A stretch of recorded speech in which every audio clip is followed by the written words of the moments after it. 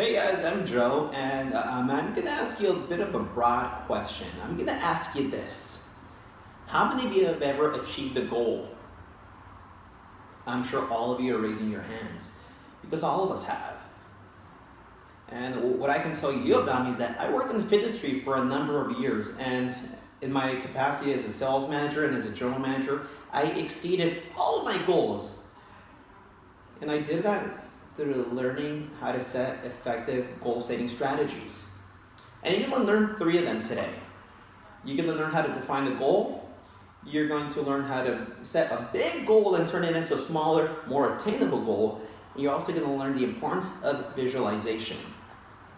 So let me start off by a quote by Niccolo Machiavelli. Now, in chapter 6 of The Prince, he says something to the effect of how the archer, when he draws the arrow back, he doesn't just aim at the bullseye. He aims much higher than that. And the reason that he does that is because he anticipates the setbacks that are going to come with it. So let me give you guys an example of what that means and how you can use it. Let's say that you've got to read a 300-page book in a month. I think that the most logical way to go about that would be to read 10 pages a day for 10 days, right? That seems logical, and I think it is.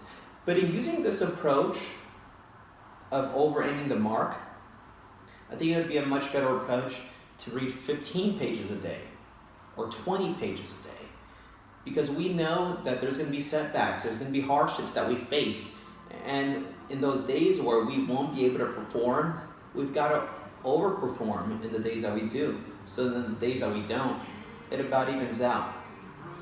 Now look, in sales, it's the same thing. Not all of my appointments are going to show up. Some people are going to cancel. Some people are going to want to reverse the sale. So it's really important to over-aim the mark. I'll give you a quote that my boss often says. He often says, aim for the stars, land on the moon. That's the same thing.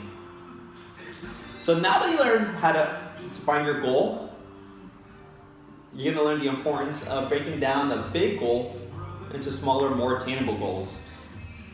I'm reminded of a quote by Jim Smith from Quality Magazine when he says that big goals should be broken down into smaller, measurable goals. And I couldn't agree more. Let me see, I'll give you the same example. When you want to set a goal such as reading a 300-page book in a month, you don't want to over-aim the mark too high. You don't want to make it your goal to read the whole 300-page book in 1 or 2 or 3 days. That's just going to discourage you. And that's the last thing that you want to do. Now, instead of doing that, you want to set smaller, more measurable, attainable goals. And in doing so, you'll be more likely to achieve them. So the same thing. Read 20 pages a day for 15 days. 30 pages a day for 10 days. Now that's a really good thing. Look, so you just learned a couple of things. You've learned how to set a defined goal. You've learned how to set a big, long-term goal and break it down into smaller, more attainable goals. Now you're going to learn about visualization. John Chadsky says, see what you want. Visualization is step number 1. And in my sales training, business training, even the spiritual teachings, you learn how important it is to visualize.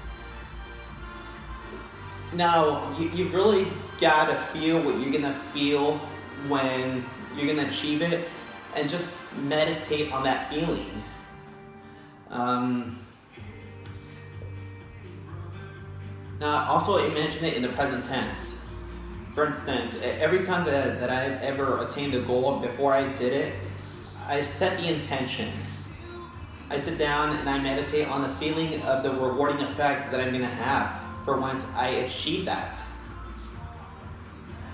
Now, as a matter of fact, I even remember Professor Schaefer.